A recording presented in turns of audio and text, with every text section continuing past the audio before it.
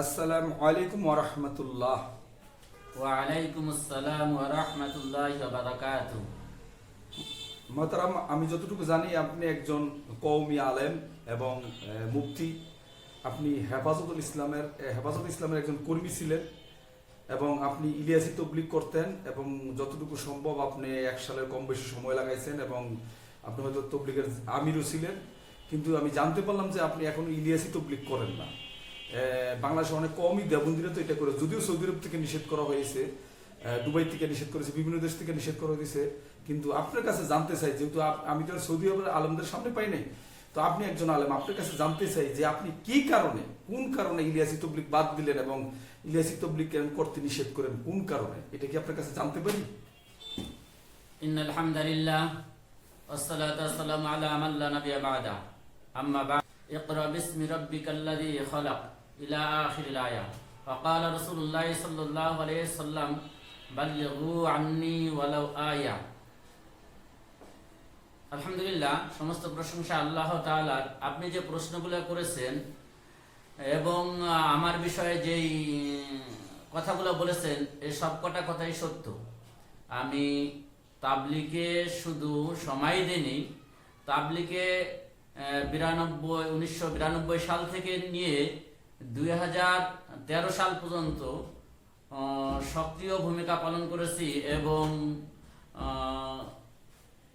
বছরে 1 চিল্লা 3 চিল্লাও দিছি কয়েকবার, আবার শালও লাগিয়েছি।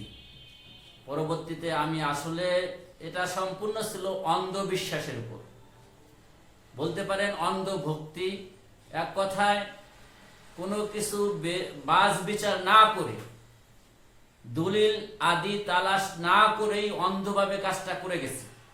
ফাজাইলে তাবলিগ, ফাজাইলে আমাল, তারপরে এই সমস্ত তাবলিগের কিতাবাদি আছে, এগুলা পড়ে দেখলাম এর মধ্যে আসলে গল্প, গল্প, কিচ্ছা কাহিনীতে ভরপুর। সুতরাং আমি তো একজন সচেতন মানুষ হিসেবে শুধু এই কিচ্ছা কাহিনী আর গল্পের উপর ভিত্তি করে ইসলাম বা আল্লাহ তাআলার ইবাদত করার ক্ষেত্রে মেনে নিতে পারি না। এই সহি দলিল খুঁজতে গিয়েই আমি তাবলিগের ভুলগুলা, এই বিভিন্ন দেওবন্দির ভুলগুলা বা বিভিন্ন ফেরকার, বিভিন্ন পীর মুরিদের ভুলগুলা আমার মধ্যে ধরা পড়ে।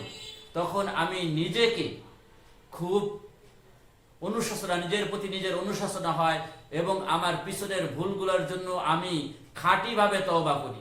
আর এই খাঁটিভাবে তওবা করতে গিয়ে আমি দৃঢ় সংকল্প করি, যে কোনো আমল করতে গিয়ে আমি প্রথমে দলিল খুঁজব, আর দলিল খুঁজতে গিয়েই আমি এই ভ্রান্ত আকীদাগুলো পরিত্যাগ করেছি। আল্লাহ সুবহানাহু। আমি আরেকটা বিষয় জানতে চাচ্ছি যে আপনি ভুলগুলি বললেন, কিন্তু এখানে যে তাদের ফাজালে আমলে যে হাদিসগুলি দেওয়া আছে, এই হাদিসগুলি কি সব সহিহ হাদিস না জাল জয়ীফ আছে?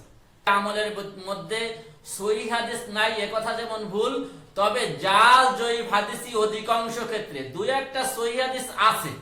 এখন আমার সারা শরীর না পাক, শুধু অল্প একটু পাক থাকলে যদি বরবাদ হয়ে যাবে, তো সুতরাং তাদের সমস্তই হলো জাল জয়ীফ, অল্প কিছু সহিহ।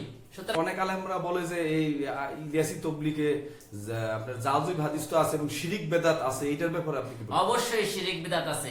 শিরিক বিদআত তো একটা শিরিক, সবচেয়ে মারাত্মক শিরিক, সেটা হচ্ছে কুরআন হাদিসের সহিহ বুঝবাদ দিয়া জাল হাদিসের উপর আমল করা। এখানে তাদেরকেই রবের আসনে বসাই দেয়া। কারণ আমার রব এবং আমার রবের পাঠানো নবী যা বলেছেন তা তাদের কিতাবাদির সাথে মিলে না। তারা নতুন করে শরীয়ত তৈরি করেছে। আচ্ছা, আরেকটা জিনিস শুনলাম যে এটা যে এই তবলিগ রাসূল সাল্লাল্লাহু আলাইহি ওয়াসাল্লামের তবলিগ না, অনেকে বলে যে এটা ইলিয়াস সাহেবের স্বপ্নে পাওয়া তবলিগ। এই ব্যাপারে আপনার মতামত? এটা তো অবশ্যই, এটা তো আমি আগেই ভ্রান্ত আকীদার উপর যখন ছিলাম তখনই জানতাম যে এটা ইলিয়াস সাহেবের স্বপ্নে আল্লাহ তাআলার পক্ষ থেকে পাঠানো কোনো তাবলিগ না। আল্লাহ তাআলার পক্ষ থেকে পাঠানো তাবলিগ হচ্ছে আল কুরআনের তাবলিগ। কারণ সৌদির আলেমরা যদি এই তাবলিগ করে তাও করা যাবে না। আলেমরা তো এটা নিষিদ্ধ করেছেন, কারণ তারা সহিহ হাদিস এবং কুরআনকেই অনুসরণ করেন।